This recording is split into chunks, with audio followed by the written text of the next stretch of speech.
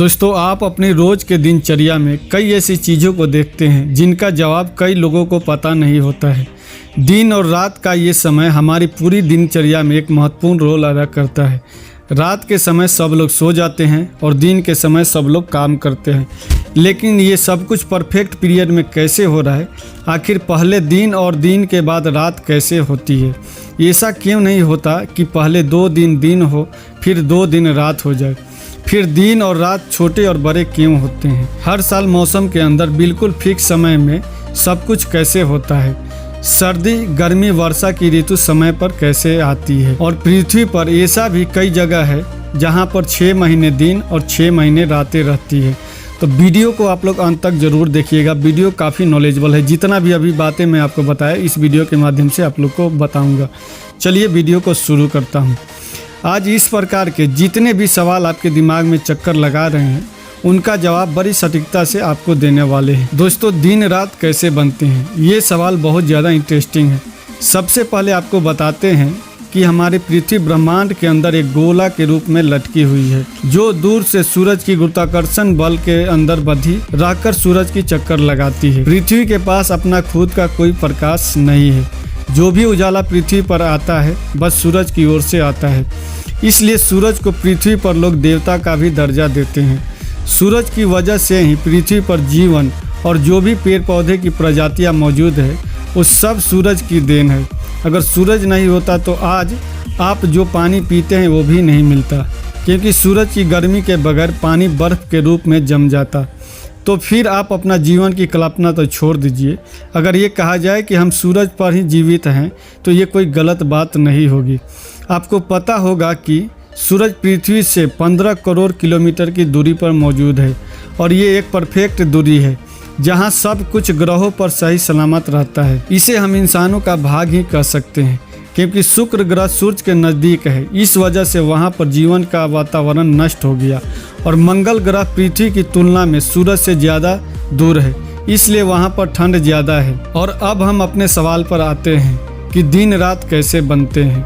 तो इस सवाल का सिंपल सा जवाब है कि पृथ्वी का जो आधा भाग सूरज की ओर होता है, जिस पर सूरज की रोशनी पड़ती है, उस साइड दिन रहती है, और जो भाग सूरज के बैक साइड में पड़ता है उस पर सूरज का प्रकाश नहीं जा पाता। इस वजह से उस वाले भाग में रात होती है।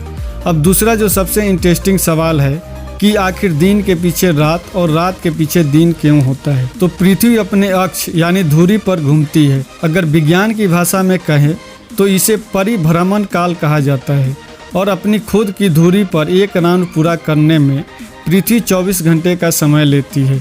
इस 24 घंटे के समय के अंतराल में पृथ्वी का कोई भी एक भाग हमेशा सूरज की ओर से गुजर रहा होता है।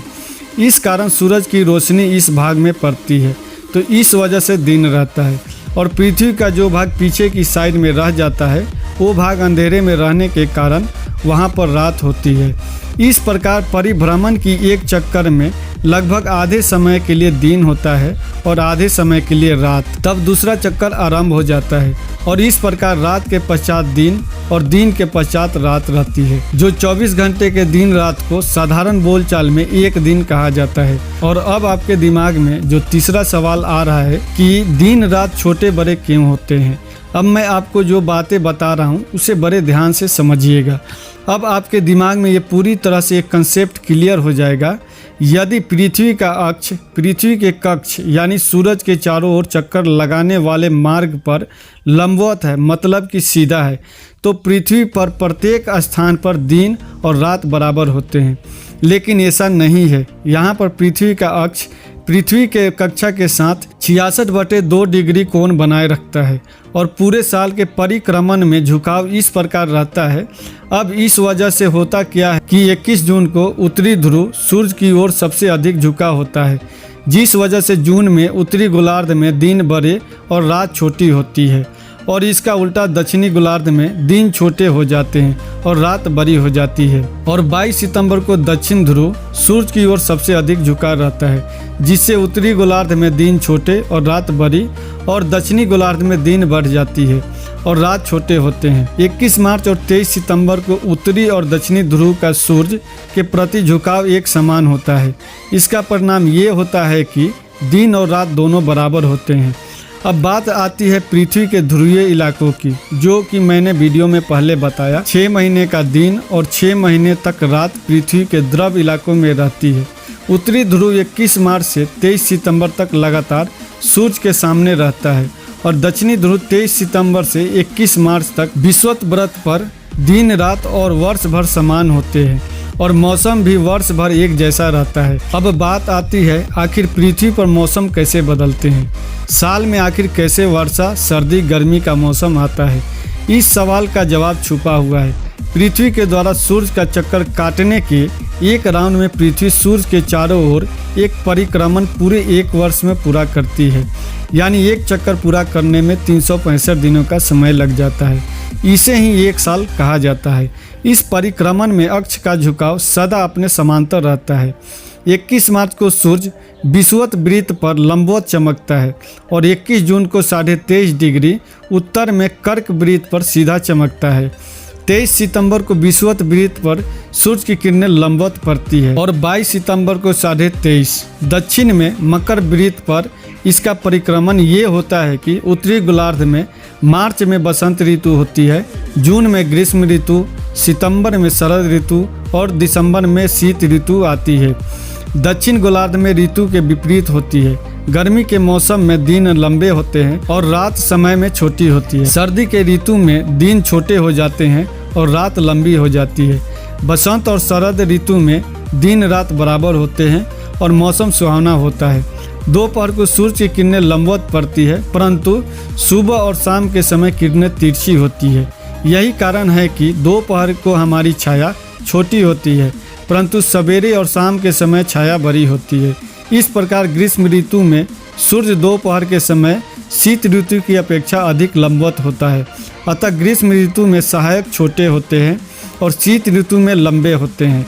एक और बात ध्यान देने योग्य है, सूर्योदय के समय गर्मी हल्की होती है। ज्यों-ज्यों सूरज आकाश में ऊपर उठता है गर्मी बढ़ती जाती है।